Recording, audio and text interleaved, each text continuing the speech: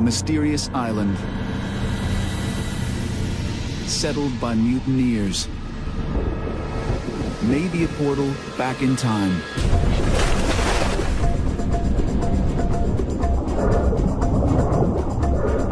To a world where predators reign and live by a different set of rules. The sharks are different.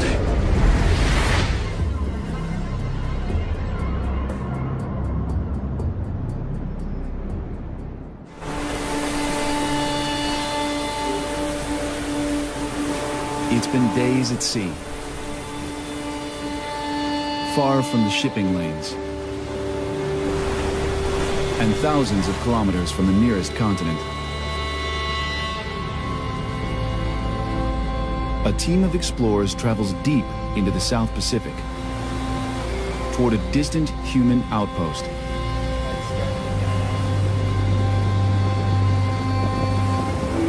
Then, a tiny island appears in the mist. And here it is, the famous Pitcairn Island. What must be one of the most remote inhabited islands on the planet. It's called Adamstown. We're just about there. Few people have visited Pitcairn, let alone filmed here. To most outsiders, it's a complete mystery.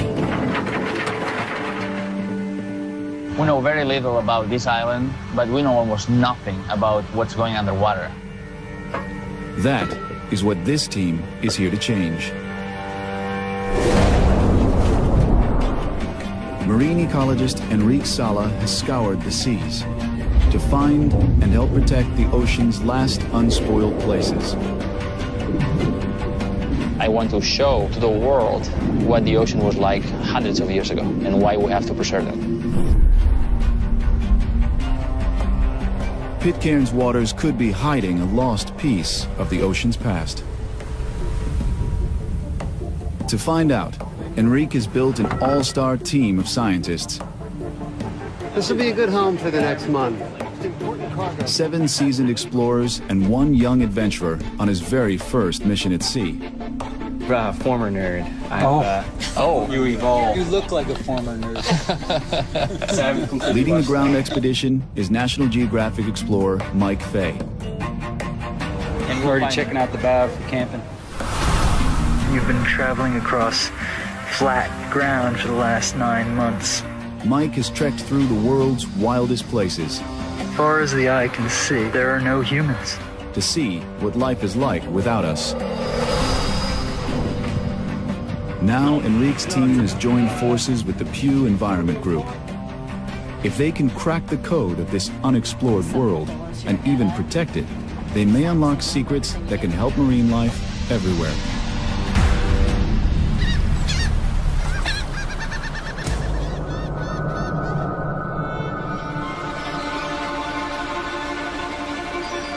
It's a new role for Pitcairn, a place known for its history. Today's islanders are descendants of the most famous renegades in history. The mutineers of the HMS Bounty. Hi. Hello. Enrique. Paris, nice meeting you. Over 2 centuries ago, British sailors mutinied against their captain and fled to this uninhabited island with a few Tahitian men and women. They spent the rest of their lives in hiding. Today, their descendants are still here. Some carry the bloodline of Fletcher Christian, the mutiny's leader. You can imagine when the mutineers arrived on this uninhabited island, you know, they're planning on living here forever. But luckily enough, And you think, wow, that's crazy, you know, that the Christians are still here. I recognized your photo. Hello. Henri. Enrique. I'm here to welcome. Hi, nice meeting you, Heather. Lovely to have you here. The community is tiny, with fewer than 60 people, and they survive in a world apart. Pitcairn is one of 4 islands tied to the community, but it's the only one with people. The nearest major landmass is New Zealand, some 5,000 kilometers away. These remote islands are graveyards to ships, home to unpredictable storms, and host to hidden threats. No one will know what they're facing until they dive below. The team heads to Ducie, the least explored of all the islands. So we made it to Ducie Atoll, the most remote of the Pitcairn Islands. There are no people here. Nobody ever comes here. Ducie is almost 500 kilometers east of Pitcairn. Over a kilometer across, it's barely a blip on the radar. It's an oasis in the middle of nowhere. Kind of amazing.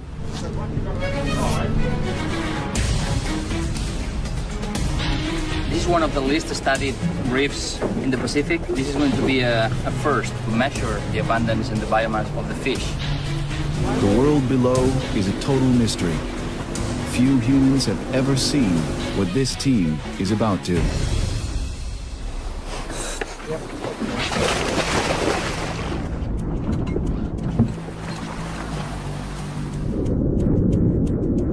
So we jumped in the water, and I couldn't believe it.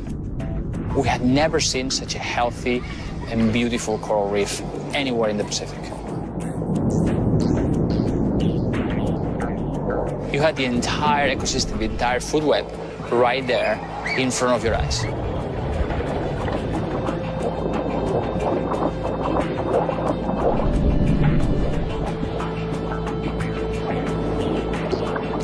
We saw blackjacks, surgeonfish, large groupers of different species,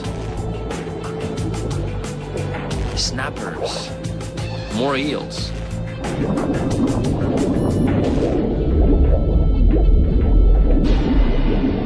Then the sharks came. And they come in numbers. Running wild over the reef. As the sharks close in, no one knows how they'll react. But Enrique's sure he's found something unusual. Sharks are the single most important indicator for the health of a coral reef.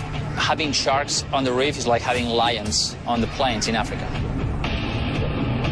The more sharks, the more it's like the primeval past. And this place is swarming with them.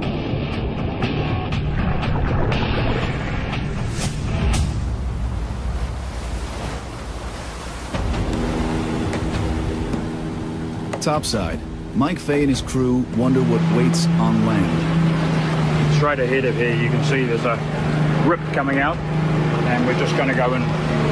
Ducie is the outer island where hardly any Pitcairners go. Most people haven't really been there, and so I want to walk the entire atoll just to get kind of a notion of, what are we dealing with here? You'll have some high-tech help. Alan Turchik, the young rookie, has brought some new gear. A mini drone to photograph Ducie from the air. So we're trying to get some high-altitude pictures using the helicopter for Mike so you can kind of see what the island looks like. It's going to be important to get some shots above so Mike can kind of see how he can make his way through the island.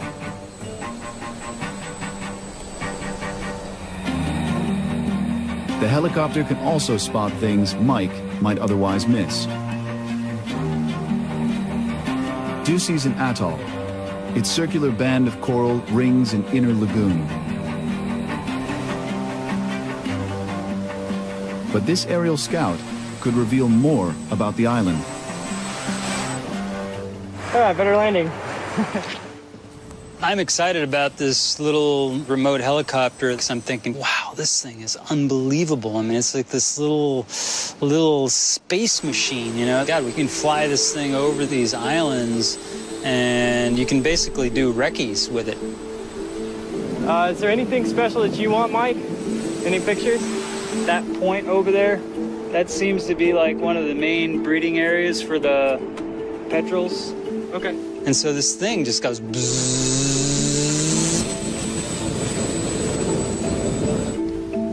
I was like, you know, what's the range on the radio of that thing? You know, because I'm thinking thing's getting pretty far away and it looks like it's getting carried by the wind, you know.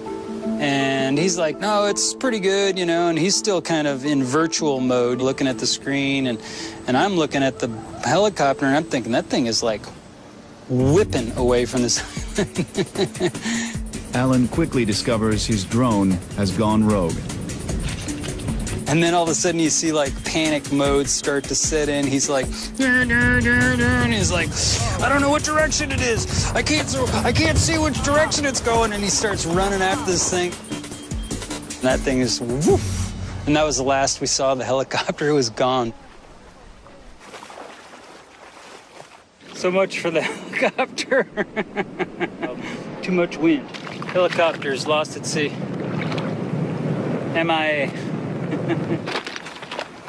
You may be a decent pilot, but you're not that great. With the helicopter lost, Mike will have to explore Ducey the hard way, one step at a time. Just offshore, the dive team faces challenges of its own. Sharks dominate this perfect reef, and the numbers are overwhelming. As they close in, Enrique knows that anything can happen. This close contact could come at a price.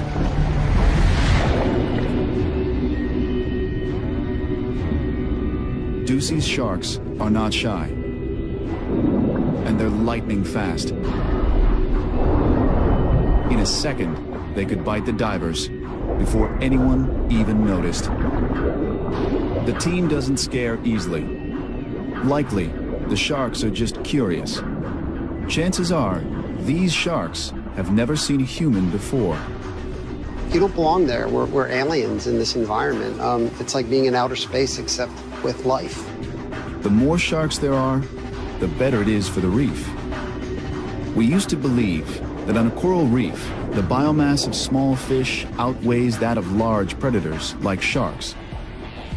But Enrique finds that the opposite is true on an untouched reef. Imagine that you go to Africa and you find more than one lion per every wildebeest and zebra and giraffe. You would say it's impossible. Pristine coral reefs are like this. Predators dominate. Oh, this place is wild. There were 2 white-tip sharks and 4 greater sharks and thousands of Norway eating everywhere and swimming in the water column. It was like an aquarium. really wonderful place. Really pristine. As far as we could see, there were these pale blue corals, like giant roses, covering all of the bottom. Every time our team get out of the water, they had this huge smile. They were laughing. They were talking about all the fish that we saw. It was really extraordinary. Like the sharks themselves, the evidence is overwhelming. Ducey's reef is an underwater Eden.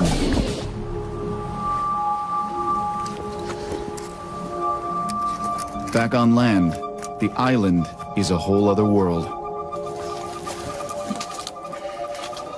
It was hot and muggy and sunny. You think, oh, we're on this beautiful atoll and it's paradise. Well, when you're walking those transects, it's not paradise at all. It's hell. We're here on Ducey Island, surveying the petrels. And I think of seabirds, you don't quite think of where they nest, but on this particular island, they nest in this Turnifordia forest, which is pretty dense stuff. Here's one.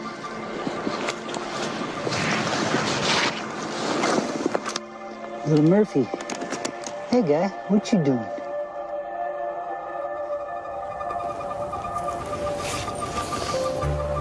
Like many seabirds, petrels thrive on Ducie.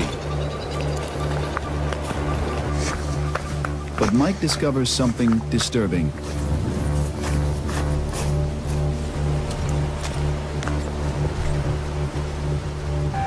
Dead birds lie scattered on the beach. Looks like they got eaten by something. That's not a good sign. Third dead bird. Fourth dead bird. Immediately, we start seeing dead petrels. See, something looks like it's been chewing on the bones here. But what is killing them? Dead birds all over this place. The carnage is worse at the lagoon. Yes, we have like 130 dead birds here. And what's amazing is they're all just about fledged out. They all died about the same time, almost like a disease came along or something. You know, and you think, that's freaking crazy. It's like bird after bird after bird after bird after bird after bird. These guys are just about, they were fledged. It's like, what kills birds like that? Mike heads into the forest to search for answers. It doesn't take him long to find clues. Look at this little guy. He's just stuck in the middle of this weedy patch. And they're nesting in this just ground herb in the boiling sun. And these chicks are just like covered with the fruits, like honey-coated fruits, and they're covered in them. They're obviously never going to be able to fly. The island has been invaded by an alien plant. A weed that may have been brought by birds or by man. Now it's grown out of control, trapping birds in its sticky goo. You think, God, one little thing like that completely changes the island. Mike can't be sure it killed all the birds, but one thing is clear. Ducie's landscape has been altered, and its future is uncertain.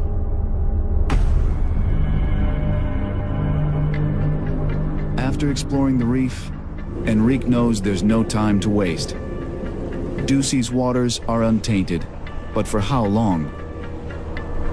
Ducie had the clearest water and the healthiest coral reef we have ever seen.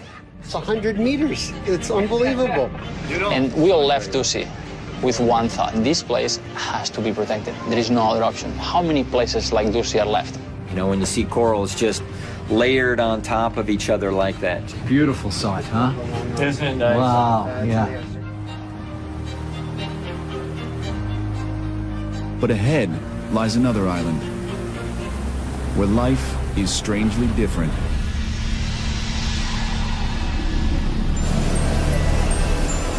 And we are arriving to Henderson Island, which is a raised atoll, and now it's covered by impenetrable forest. Henderson is about 200 kilometers from Pitcairn, and at 7 kilometers across, the largest of the 4 islands. Like Ducie, it's now uninhabited, but people have spent time here before. Enrique wants to see if they've left a mark. We're going to do our first dive now at Henderson Island, and the reef looks really gorgeous. We can see from the boats, and the water is so clear.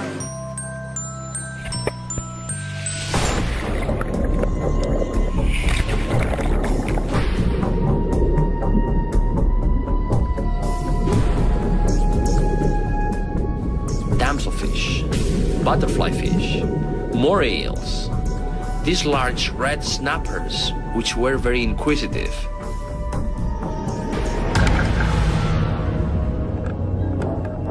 And probably the most exciting thing at Henderson was the sharks. Like at Ducie, sharks swarm Henderson's reef. But here, they're bigger and bolder.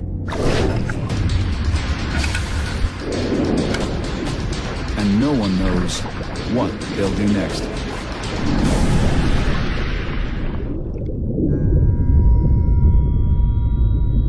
The sharks move in toward Enrique and the team. The sharks were very curious, and they came to check us out very closely. Almost too curious. They're clearly bolder than the sharks at Ducie. Enrique soon realizes why. We were diving with this diving gear that doesn't produce any bubbles, so we were very silent. Soon the team is surrounded by sharks.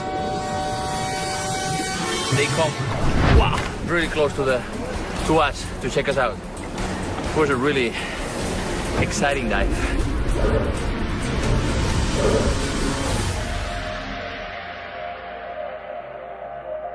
The heart-pumping encounter drives Enrique to explore further. We cheated death once again. To see if sharks patrol even further below.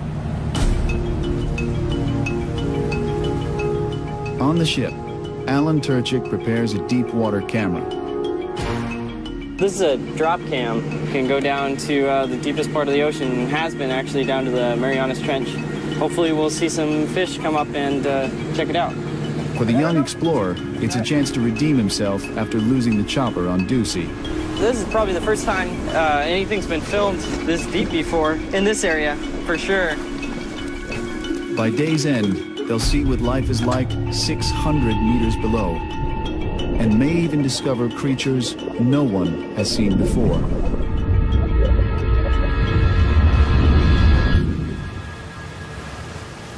Mike Fay is anxious to hit the beach. For a terrestrial explorer, Henderson is a treasure island. Henderson, from a land-based perspective, is certainly one of the most amazing places in the entire Pacific Ocean. So you've got this huge coral plateau that's 100 feet above sea level that's covered with this vegetation. There are still many species of plants to be discovered on this island. For me, this place is going to be awesome. I know it is, you know. Okay, I'm here on Henderson Island, up on the plateau. It's only about 100 feet above sea level, but it's a hard coral bed up here. This coral is like razor sharp. This place is like walking through a mountain of broken glass. Then you are dealing with this very dense vegetation. It's practically primeval, a living example of an ancient world. UNESCO designated Henderson a World Heritage Site because of its rare native birds, like crakes and fruit doves. But now they're at risk, threatened by an invasive predator. The Polynesian rat was brought by Polynesians to almost every island in the Pacific. And one of the things they eat is young birds, and they're extremely voracious. And we've had a de-ratification on Henderson just months previous to our arrival. A team of exterminators spread rat poison across the island. Mike's big question is if it worked. Their objective was to get rid of 100% of the rats on this island and not kill all the endemic crakes. Our objective here is to see if the crakes are still around and see if we see no rats. And then all of a sudden you see this little black thing like flash. And I got a crake. We got the crake. The crake is right in front of me here. I'm gonna pan over to the crake. That's what we're looking for. It's a little creaky. So it looks like a chicken. It's kind of acting like a chicken, but it's this little flightless bird in the middle of the Pacific Ocean, and you're looking at it. Hey, little creaky. How did he get there? And he's flightless, and he's in the middle of the ocean, you know? Crazy little bird. Those crakes are about the coolest little animals I've ever seen. Like little gnomes in the forest. A mix between a gnome and a chicken. Mike Fay's seen something move in the thick brush. I see a rat. I absolutely see a rat. I see a rat. You think rat. But all you've seen is this fleeting movement in this dense bush. I'm gonna take a picture of it. So I walk up really fast, and I lower my eyes, and then this rat is just sitting there on this branch. And it's like, it's a rat, it's a rat, it's a rat, it's in my brain, it's a rat, it's a rat, it's a rat, it's a rat. And then I try to take some pictures. But of course, it's like the Yeti thing, you know, UFOs, they're all blurry. In the video, you can kind of see the rat, but it's not clear, you know, it's blurry, but you can see the form of the rat clearly. And this is a huge deal. You know, if there is a rat on this island, the probability of me seeing the only rat on this gigantic island is basically 0 when you round it out. Rats are definitely a bummer. No doubt about it, after all that time and effort to get rid of the rats. That means that entire dynamic between the crakes or the rails and everything else on that island that is impacted by rats, you've kind of reset the clock. It's troubling news. Though humans left Henderson long ago, their footprint remains. So far, only the reefs seem untouched.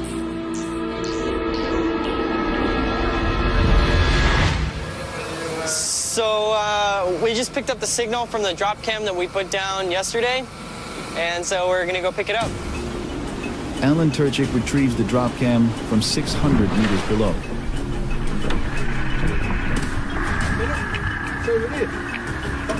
Oh yeah, I see it.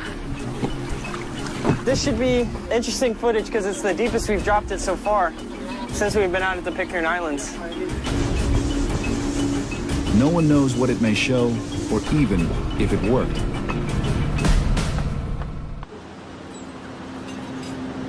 Cool. All right, so I've been kind of scouring the drop cam footage every day, trying to look for some cool stuff.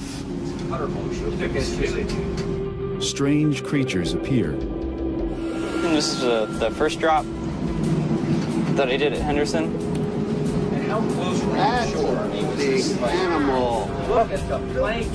This one's 200-something meters. So I like that he just bumps right in there. Yeah. I found, I think, gray reef sharks. They went down to about maybe 300 meters, and then anything below 600 meters, you can see these guys. Yeah. The depths hold rarely seen sharks. They're bigger and slower than the reef sharks. It's Sharko-vision. Yeah. But like their combative cousins, they rule a world that's as mysterious as it is untouched. You know, nobody has been studying these deep sea environments before. And what we saw blew our minds. Whoa! Check that out. Yes. These new revelations win Alan the team's respect. The beginning of the trip, it was pretty hard. Helicopter got lost in the ocean. It's really nice that I was able to get through all that and actually still capture some stuff that actually looks like it's going to be useful for science. Whoa. It seemed like there was some cool species that they're interested in learning more about, and thankfully, like there's that one weird shark with the long, narrow dorsal fin, and he kind of just wandered perfectly through the frame, so luck shot, I guess, but that's still really cool. In all, the scientists discovered 8 entirely new species of fish. Right. Like Ducey, Henderson's marine world is untainted. Back on the island, Mike Fay can't say the same. I would have loved to have been able to not seen rats, but you know, just the way it is. He makes one final survey of the coastline and comes across something even more alarming. Thousands of kilometers at sea, Mike Fay stumbles on a shocking scene. Here, on a speck in the middle of the Pacific, garbage. This is the east beach of Henderson Island here. And what is most impressive about this beach is pretty obvious. The amount of trash. It's pretty unbelievable, actually. Just littered with fishing paraphernalia. Fishing crates, containers for water, floats, nets, everything you can imagine connected with the fishing industry. You think, you know, this is one of the most isolated islands in the entire world, really. Certainly in the Pacific, uninhabited, out in the middle of nowhere, hundreds and hundreds of miles from the nearest human habitation, and it's just covered in trash. Though the island's far from human settlements, it may not be far from fishing.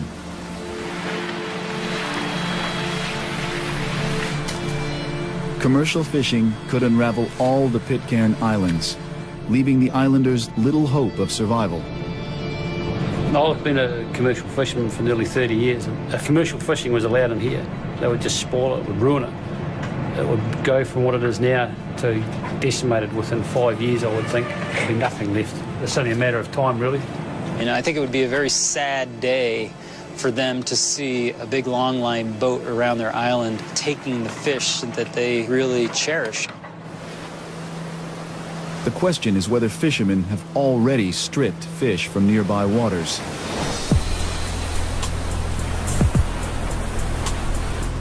The team rushes back to Pitcairn to find out.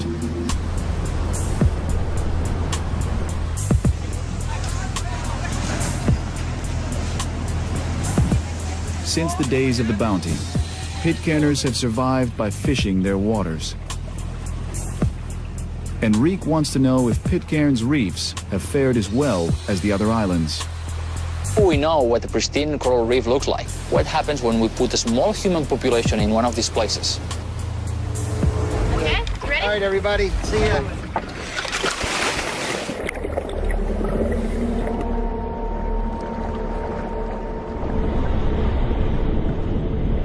Underwater, something's different.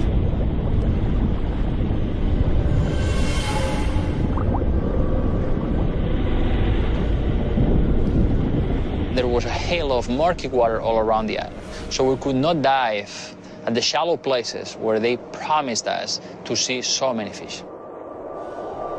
Should we go see it? We were a little disappointed, so we decided to go deeper. The strange conditions drive them further offshore. But at these depths, the chances are slim they'll find many fish. Okay.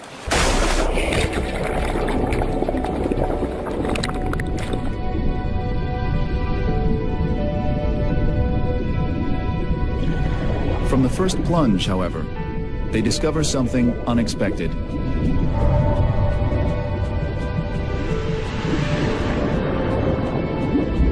There we found a new deep coral reef that had not been reported previously.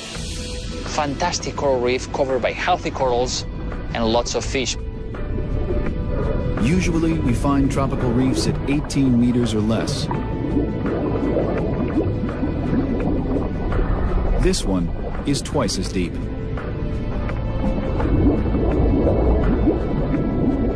We have corals deeper than what we would expect, probably because the water is so clear, more than 60 meters visibility. Life is thriving in the crystal clear depths. The scientists survey the fish and are shocked by what they find. There are no sharks. Something here is wrong.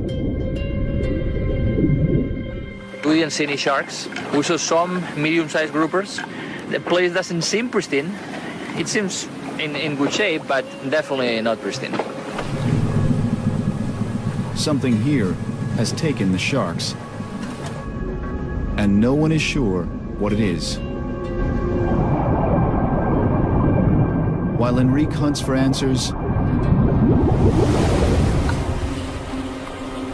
Mike Fay checks the island. It's a dangerous task. Pitcairn is wild and rugged. Climbing is treacherous. Incredibly steep slopes, and the soils are extremely slick, and it's freaking dangerous, really dangerous, and it's scary. In places, it's a sheer and deadly drop. I don't want to fall off the mountain here. That's my main worry. Because if you go down here, you go down. You go down all the way. But Mike presses on. That is insane. Big old slide. Whole freaking valley came down here. An enormous landslide has destroyed this hilltop. You know, the fact that you've lost an entire hillside on a very small island, it's like you don't want huge chunks of your island falling into the sea. The discovery drives Mike further. The wild island is showing significant wear and tear. You know, Mutiny came here 1790, so people have been pretty intensively using this place for over 200 years. Fishing and chopping the vegetation, cultivating and building trails and roads. It's a heck of a lot of human use here. The small human presence has changed the island, and after an unusual amount of heavy rain, maybe even the sea.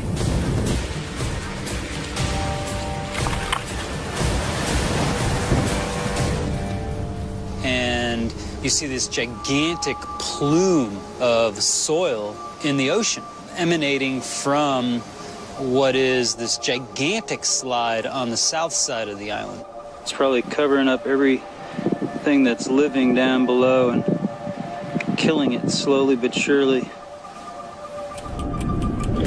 The impact of even a few humans can be surprisingly large.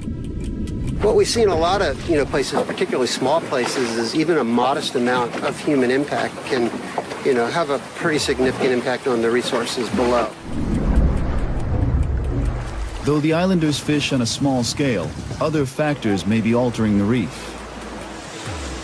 People on this island, they're not only just fishing on this island, and there's a huge amount of sediment in this water. That connection between the land and the sea becomes very apparent. But 50 years ago, it was different. Good evening, everybody. Thank you so much for your hospitality. We are all so happy to be back on the island. We have a little surprise. Some of you may remember Louis Marden. Long before Enrique arrived, another National Geographic expedition came to Pitcairn. So when Louis Marden came in 1956, he filmed with a 16mm movie camera. 60 years later, we have the film in this machine. The movie is silent, so you can talk as much as you want. Right? This is new. This is a new technique, okay? 50 years ago, the reef looked better. There was no murky shroud covering the coral. Surprisingly, that was when there were nearly 3 times as many people as today.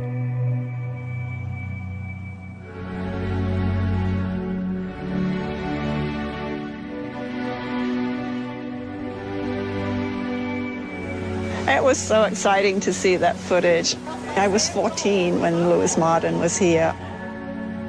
To see, all the people, because the population was so much bigger. Now, the entire population can fit in this room. And the community is still shrinking as young adults leave to find a future off the island.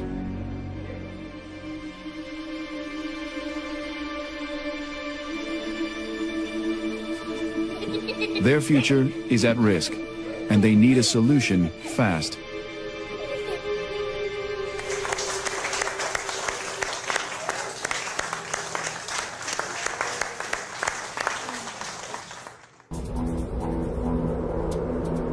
All the islanders have is this bit of land and the boundless sea. Now, even that seems threatened. The muddy runoff is obscuring the shallow reefs, blocking out the light that sustains the corals.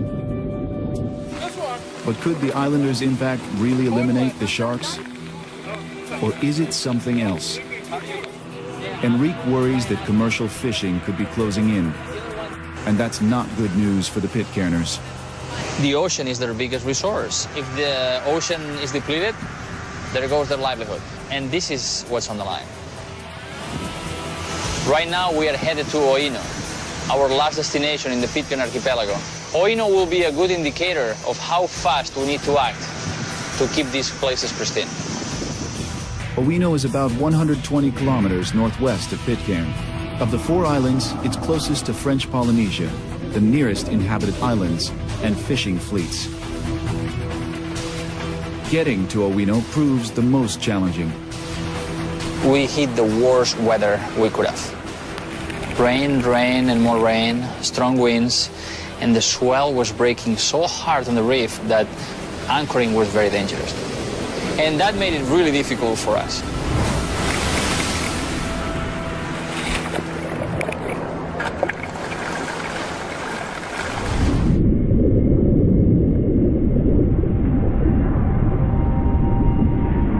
Below, conditions are no less troubling.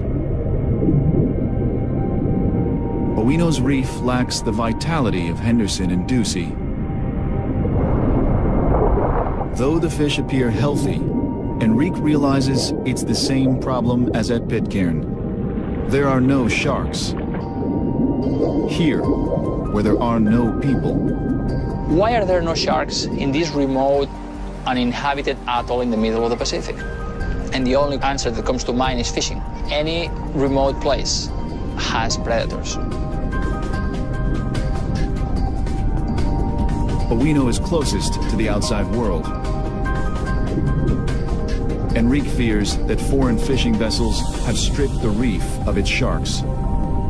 If there is fishing at Oino, what's next? Are these foreign fleets going to start hitting Henderson and then Ducie, which is a totally pristine place? To the team and many islanders, the solution is clear. Create a marine reserve, protecting the entire Pitcairn archipelago. A marine reserve is an area that we set aside without fishing to allow marine life to recover. It may help the Pitcairners as well. Tourism. Not rare stops for island trinkets and bounty lore, but ecotourism built on a protected marine reserve. We're talking about global recognition for a unique marine environment, a completely new set of economic alternatives, including ecotourism, that would bring new life to the island. And if the Pitcairners agree, it would be the largest in the world. Enrique and Heather Bradner of the Pew Environment Group discussed the idea with the islanders. To the members that were in exploring this concept of a large marine reserve here together. I'm certainly in favour of the reserve because I think that, you know, what have we really got to lose is not being... Maybe having a marine reserve and building a tourism industry is one way that we can create a future. I think this marine protected area, it makes perfect sense to them when they think about it. They're extremely proud of where they live. Okay, we got a new waypoint. Here we go. Closer people are connected to the land, the more conservation makes sense to them. The plans are in motion. Already a new team is mobilizing to investigate Mike Fay's rat sighting on Henderson. It's the first of many steps toward protecting all the Pitcairn Islands and preserving their timeless waters. A marine reserve could completely change the image that people have about the Pitcairn archipelago. We could go beyond the bounty and understand that the Pitcairn Islands harbor some of the last healthy environments left in the ocean. And they are so valuable that not knowing about that would be a tragedy.